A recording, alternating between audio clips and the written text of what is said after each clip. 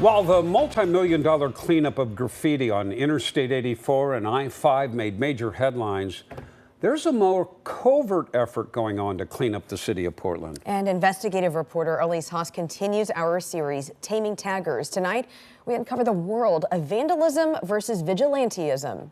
So we're up before the sun's up because this is the only time that we're going to ever be able to see this. But we're on our way right now to meet up with a man who goes by the name of Buff Rogers, and some say that he's the best and biggest buff in town. And you might be wondering, well, what's a buffer and what's buffing? Well, we're about to show you. The city's asleep, but we find signs of fresh graffiti in Southeast Portland. Oh yeah, you can smell the paint.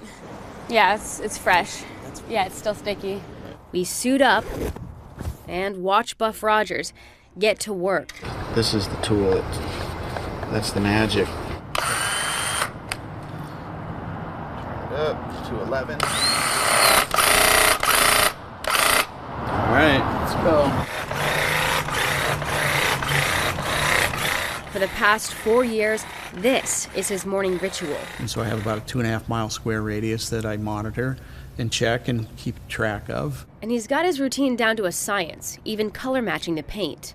In the shadows of the night, no one's there to stop and ask questions, so he can cover up an entire wall of graffiti within minutes. He's able to erase tags before the vandalism ever sees the light of day. All right, let's bust. Next. We scurry back into what he calls the Buff Mobile and head off to watch him clean the next wall. Tell me about why you have taken on this identity of Buff Rogers.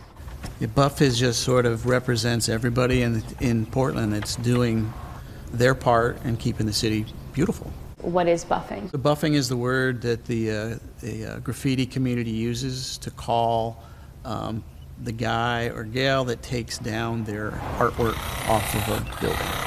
Buff Rogers started in the pandemic when graffiti was exploding. And it just became overwhelming. You're just like, I don't want to live like this. It's just all of us can get up, roll up your sleeves, get a paintbrush, and just take it down. There is a little bit of a gray area with buffing, right? There's a gray area to it. His approach of not asking property owners for permission to paint is technically illegal, though he likens the work he does to a favor. Just what you do as a neighbor, you take care of it. But these favors come with risks. When you're out late at night, because you kind of go out in the dark, do you ever get into any confrontations or run into the riders themselves? Yeah, it happens. It's like they feel entitled, and that you buffing their piece is an infraction upon their persona. You've personally dissed them. What building is this? I'd also say that there is sort of this cat and mouse game between buffers and taggers. They get it. Oftentimes, his work is in vain, merely acting as an Etch-A-Sketch, providing a clean slate for the next tagger. What keeps you motivated? Because some of these places get hit over and over again.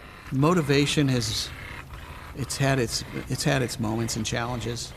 There's definitely times in 21 where, you get 20 kids running down the street and just hitting everything, and you're just going, what am I doing? I am one person. I can't do this by myself. It's too much.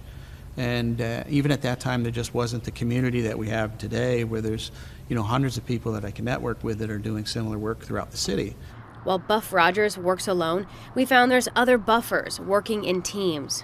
So we came out to see this group that's called Untagged Portland, and they've really figured out how to get to some of these harder to reach places that are out on public property. I can go low if you go high. Cleaning up graffiti has become Julie Lee's hobby, so some call her Buffy. It felt a lot better taking care of the problem myself rather than just looking at it every day. Julie is one of dozens of volunteers. Every week they clean up graffiti on the west side of town. As soon as a team member sees a new tag, they're coordinating to help take it down legally. When we identify a place, we're using safety vests, we're doing it fully lighted, we're doing it in teams, we're doing it in safe areas. We would report unsafe situations that we couldn't get to the city. But do you think this is the answer? I think that local community involvement is always important, even if the city finds a way to take care of it in the broader term. The biggest pain point in Portland is vacant properties, like the old concrete factory along the Springwater corridor. But this is just kind of like the nexus of where it all starts. It's very Grand Theft Auto. It just isn't, it's a video game in a lot of ways. You can just kind of come in, all the structures are there, and what they're looking for is weakness. Buffers believe turning this around requires building owners to take responsibility, citizens to volunteer, and parents to engage with their kids. And so really as a society, how do we help young parents do better, be engaged, be there to help nurture their kids to be healthy little citizens that are contributing as opposed to distracting from community. But until then, he's got his work cut out for him. Bye-bye.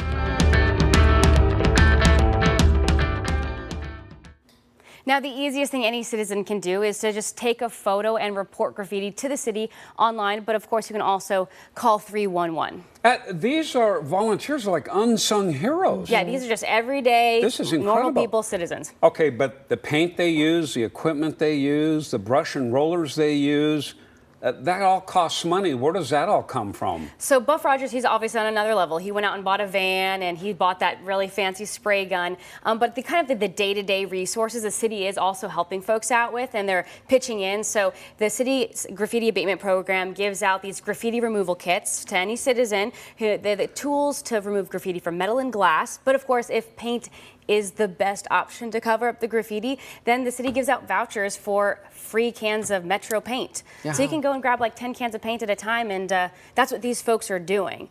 So if somebody sees this and is like, oh, I have some pesky graffiti in my neighborhood that I really want to clean up, you can go to the online article. I've included links to all these resources. Great story. Yeah. Great story.